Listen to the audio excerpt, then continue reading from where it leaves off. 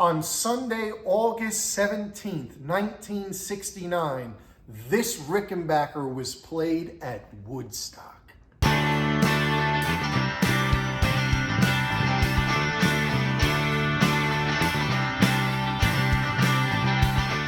This legendary 1967 Rickenbacker 36612 was owned by the incredible songwriter Paul Kantner from Jefferson Airplane.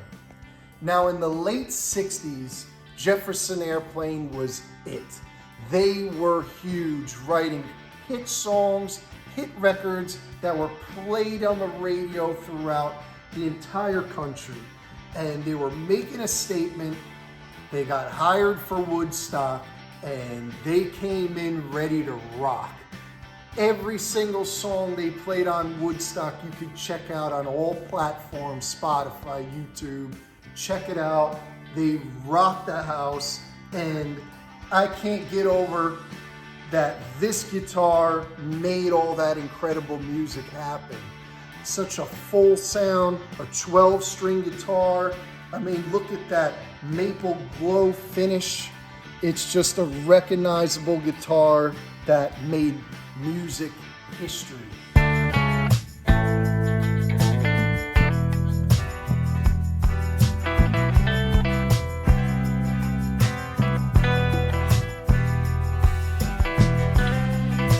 Now let's think about the #1 hits that came out of this guitar. Volunteers, Wooden Ships, Don't You Want Somebody to Love, White Rabbit. Backing incredible singers, Grace Slick, Marty Balin.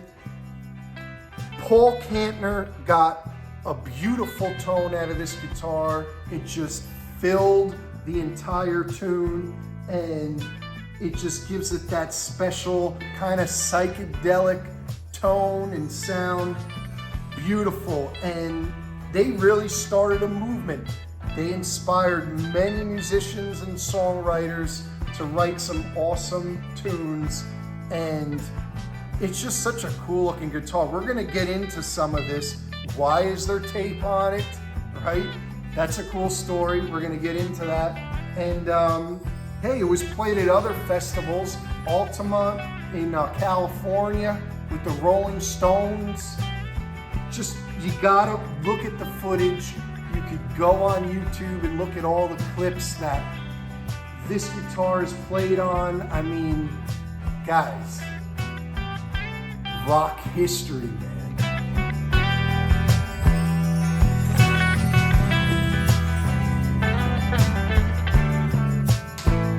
Okay, so let's talk a little bit about the uniqueness of this guitar. It's a 36612 in maple glow from 1967. But if you look, it has black electrical tape racing stripes. And if you watch the films or see any of the pictures with Paul playing the guitar, he has the black tape on there, the racing stripes, which no other 366 maple glow has. Why? Well, the 366 designates the convertible. And what this was it had a contraption on here that lifted, or I guess depressed, 6 of the 12 strings and converted it to a 6-string guitar. And so that's why it's a 366. It's a convertible. But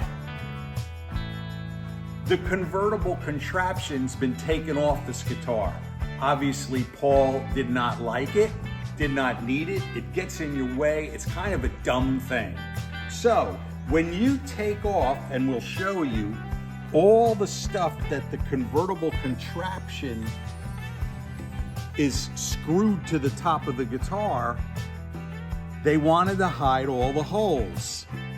And so all the holes that held the convertible thing on were removed, and he must have had a roadie or something before Woodstock put these electrical tape racing stripes on it. So it became so iconic because it's the only 366-12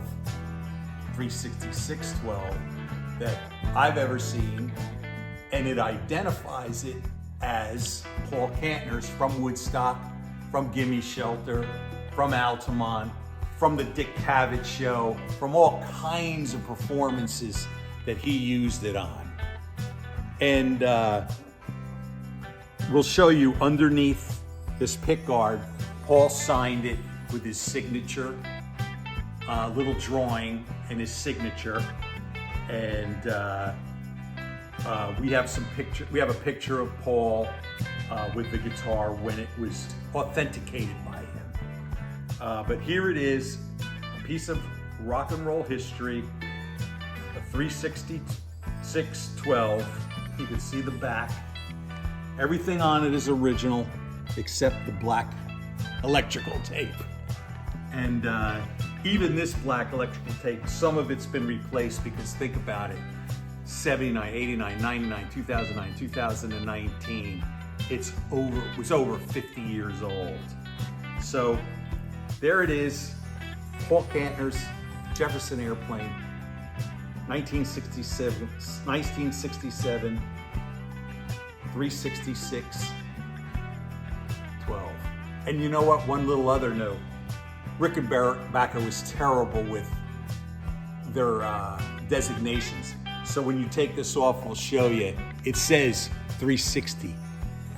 So I don't know if they figured it was a 360 and then they added the contraption to make it a 366, because that's the difference between a 360 Maple Glow and a 366.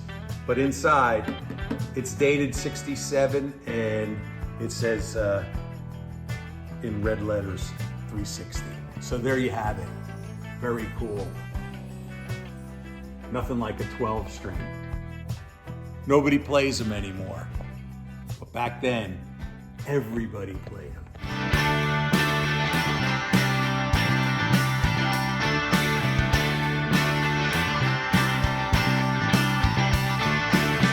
All right, let's think about the movies. If you have the time, watch the film Woodstock and watch Gimme Shelter with the Rolling Stones, because this Rickenbacker was played on both of those films.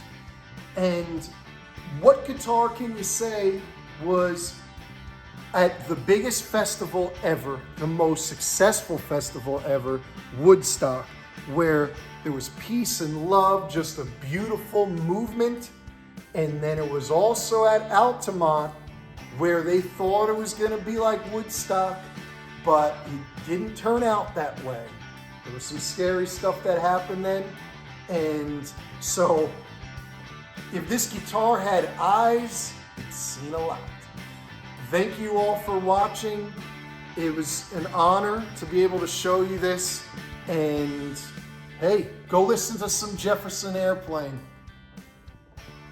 Till the next time, we'll bring out some more cool vintage guitars. Subscribe to Mike Menza Music.